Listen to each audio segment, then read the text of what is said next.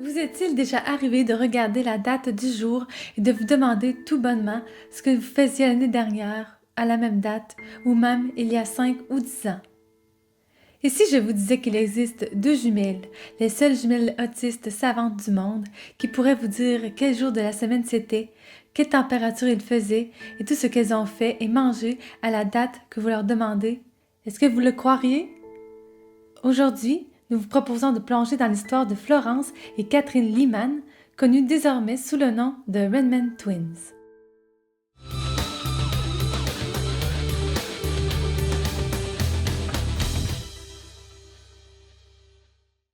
Bonjour tout le monde, moi c'est Mélie et moi c'est Mélo. Aujourd'hui, nous avons une histoire incroyable et vraie à vous raconter, celle de deux jumelles autistes savantes que l'on appelle The Redman Twins, en référence au film de 1988, Redman, mettant en vedette Dustin Hoffman et Tom Cruise. Ce film raconte l'histoire d'un vendeur de voitures qui, après la mort de son père, apprend qu'il a un frère autiste qui vit dans un hôpital psychiatrique. On vous conseille fortement de le regarder. Pour en revenir à nos jumelles, Florence et Catherine préfèrent que l'on les appelle Flo et Kay. C'est donc comme ça qu'on va les appeler tout au long de la vidéo. Aussi, vous allez voir plusieurs extraits du documentaire de Dave Wagner de 2008 de Redman Twins et qui est gratuit sur YouTube. On va vous mettre le lien comme d'habitude en description. Ceci étant dit, lançons-nous dans notre histoire.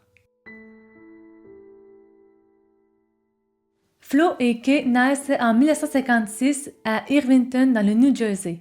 Elles auront un frère Tommy et une petite sœur nommée Jane. Comme à l'époque, l'autisme n'est pas aussi connu et diagnostiqué qu'aujourd'hui, leur mère, Eve, est très embarrassée du comportement de ses filles et les garde alors enfermées avec elle dans la maison.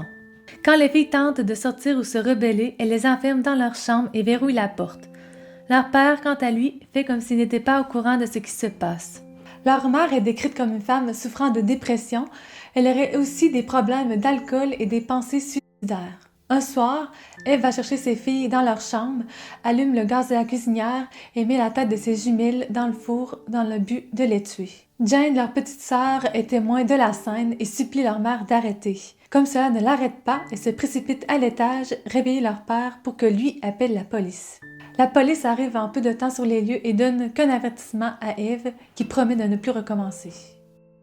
À la maison, leurs parents ne peuvent pas parler de l'attitude et du comportement étrange de leur fille. C'est comme un sujet tabou, on fait comme si on ne voit rien et qu'on n'entendait rien. Et quand elles finissent par sortir, les filles font bien sûr l'objet de plusieurs moqueries. Parce qu'en plus de leur comportement étrange, elles portent aussi d'épaisses lunettes et elles louchent, comme vous faites voir sur la photo. On sait tous que les enfants peuvent être très méchants entre eux et c'est souvent leur petite sœur Jane qui prend leur défense. En 1983, alors qu'elles ont 27 ans, leurs parents décident de quitter le New Jersey et de s'installer en Floride. Malheureusement, après des années de dépression et d'alcoolisme, leur mère, Eve, va décéder d'un cancer du poumon. Puis, c'est la santé de leur père qui commence à décliner lui aussi et il finira par mourir le 20 février 1995. En l'espace de seulement 4 mois, leurs parents meurent et ce sera Jane qui prendra la relève de parents. En entrevue, elle dit qu'elle considère toujours les jumelles comme ses sœurs, malgré qu'elle a endossé le rôle de mère. Grâce à elle, Flo et Kay vont en quelque sorte s'épanouir, elles vont sortir plus, rencontrer davantage de gens, chanter dans des karaokés, chose qu'elles ne faisaient pas avant, elles chantaient dans leur chambre. Et aussi, elle va donner le courage nécessaire pour qu'elles contactent leurs idoles. C'est une bonne personne, Jane.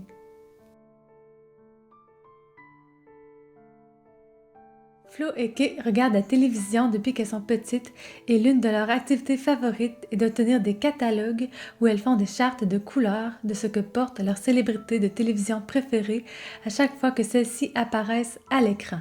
Dans le documentaire tourné en 2008, elles affirment avoir en leur possession entre 900 et 10 000 chartes depuis 1974. L'une de ces célébrités est Dave Wagner, qui est alors présentateur de nouvelles à Tampa Bay, en Floride. Un jour, Dave reçoit un coup de fil très spécial de deux téléspectatrices qui le bombardent de questions, à savoir quand il est né, ce qu'il aime, ce qu'il n'aime pas. Elles veulent tout savoir sur lui. Après quelques années, Dave est devenu un ami très proche de Flo et Kay et est toujours impressionné par leurs dons fabuleux. Ayant été disc jockey dans le passé, il a une très grande connaissance musicale et il est toujours surpris de voir à quel point les jumelles peuvent répondre très vite à ces questions, à savoir qui a écrit telle ou telle chanson ou en quelle année tel ou tel album est sorti. Disco Lady. Yeah, Johnny Taylor, and I came out April 1976. Laughter in the Rain. Neil Sedaka, and I came out December of 74. A Fifth of Beethoven. All right, Walter Murphy and the Big Apple Band, and I came out August 1976. How do you remember these things? How do you do this? Aussi, en leur donnant n'importe quelle date, que ce soit future ou passée, les filles sont capables de dire quel jour de la semaine ce sera. Et si c'est une date passée, elles sont capables de réciter tout ce qu'elles ont fait, tout ce qu'elles ont mangé, tout ce qu'elles ont vu. C'est quand même incroyable. Incroyable. What day of the week was January 14th, 1969? Tuesday. What did you eat on January 10th, 1994? Oh, for dinner we had pork chops, we had mixed vegetables, and baked potato. What did you drink? Mint tea. Yeah, mint tea. March 13th, 1993. Oh, that's where we had the no-name storm? Dave Wagner est le premier à reconnaître leurs dons fabuleux et aussi le premier à faire reconnaître les jumelles au monde entier. For 39 years, Flo and Kay were told they were mentally retarded. What family and friends didn't realize is that Flo and Kay Lyman are rare autistic savants with incredible abilities. En 1996, Dave fait un reportage pour la télévision locale. On le voit interroger les jumelles sur leur catalogue avec les chartes de couleurs. Dans le documentaire, on suit aussi Dave qui conduit personnellement Flo et Kay chez l'expert en autisme, le Dr Darrell Trefford. Celui-ci est d'ailleurs consultant pour le film Redman. C'est lui qui confirmera le statut des jumelles comme les seules jumelles identiques savantes du monde. Flo et Kay se qualifient elles-mêmes d'ordinateurs humains. Un autiste savant est un être qui possède des habiletés extraordinaires que la plupart des gens n'ont pas. Un autiste sur 10 est considéré comme savant. Les habiletés des autistes savants sont souvent reliées aux mathématiques, à la mémoire et à la musique. 3M. La célébrité que Flo et Kay aiment par-dessus tout est l'animateur du jeu télévisé de l'époque 100,000 Pyramid, Dick Clark. Toujours dans le documentaire, on voit les jumelles réaliser leur plus grand rêve, celui de rencontrer le fameux Dick Clark en personne. Ils resteront toujours un peu en contact, celui-ci leur envoyant une carte à chaque anniversaire. Un jour, lorsque l'émission $100,000 Pyramide sera retirée des ondes, les jumelles en seront grandement perturbées, comme le sont la plupart des autistes lorsque leur routine est changée. Elles ne mangeront plus, ne dormiront plus et vont même appeler la chaîne de télévision pour savoir quand l'émission reprendra. Et quand elles apprendront que le 8 décembre 2004, leur animateur préféré Dick Clark a fait une crise cardiaque, elles seront bouleversées.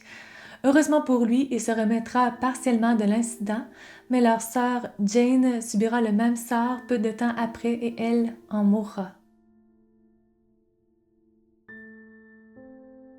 Les sœurs en seront tellement dévastées que la seule chose qu'elles penseront à faire est d'appeler Dick Clark, qu'elles considèrent comme un père. Celui-ci tentera de les rassurer et leur enverra une carte de condoléances, leur disant que leur sœur est maintenant au ciel et veille sur elle. Les filles, alors âgées de 53 ans, retournent au New Jersey vivre avec leur frère Tommy et sa femme, qui admettent de trouver cela difficile de vivre avec les jumelles. C'est vrai qu'elles ont une routine bien précise qui peut les perturber grandement lorsqu'elle est changée. Ça peut être difficile au début pour les gens qui ne sont pas habitués. Aux dernières nouvelles, les jumelles habitent toujours là-bas avec leurs frères. Nous avons dit en début de vidéo que Flo et Kay étaient les seules jumelles savantes du monde, mais nous aimerions souligner que dans son livre de 1985, The Man Who Mistook His Wife for a Hat and Other Clinical Tests, le neurologiste, physicien et auteur Oliver Sacks mentionne aussi l'existence de deux jumeaux, John et Michael. Ceux-ci avaient aussi la capacité de calculer les jours de la semaine, ce qu'on appelle aussi les calendriers humains. I'm going to ask you some questions in years ahead. Yeah. All right.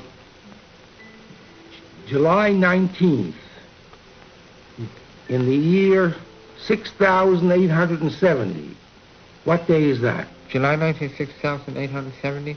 That will be on a Saturday. What do you say? I'll be on a Saturday. All right.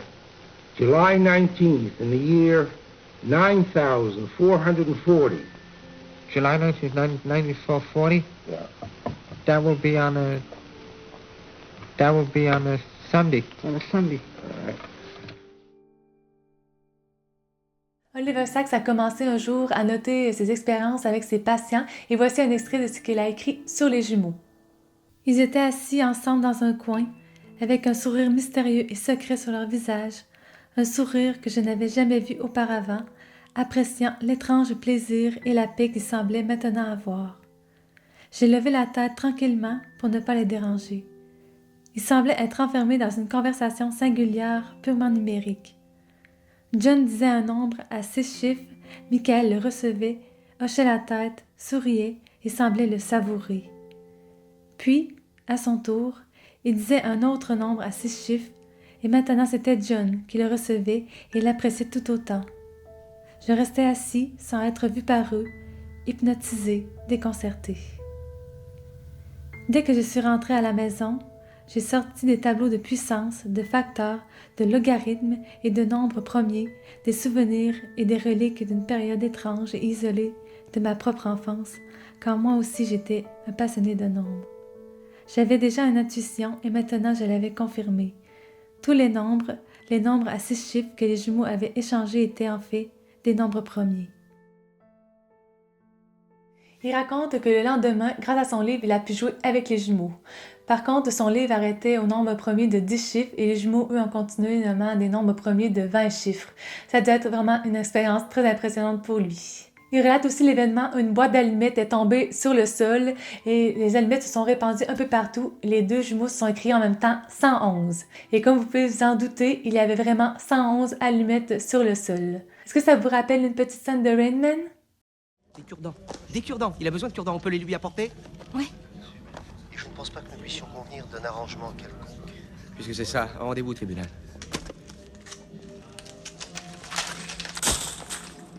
Une addition. Excusez-moi, il va en falloir. 82, 82, 82.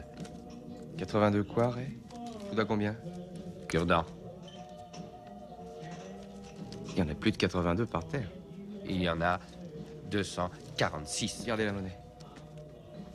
Mademoiselle, combien il y a de cure-dents dans la boîte? 250. Pas très loin. Allez, viens, on y va. 246. Ouais. Il en reste 4 dans la boîte. Évidemment, il faut que je prenne mon sac à dos. Faut pas oublier son sac à dos.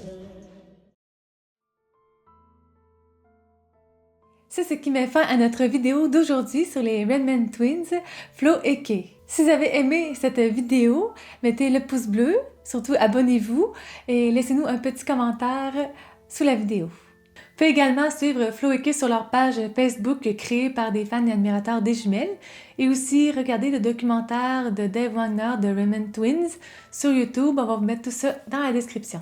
Vous pouvez toujours nous suivre sur nos réseaux sociaux si le cœur vous en dit.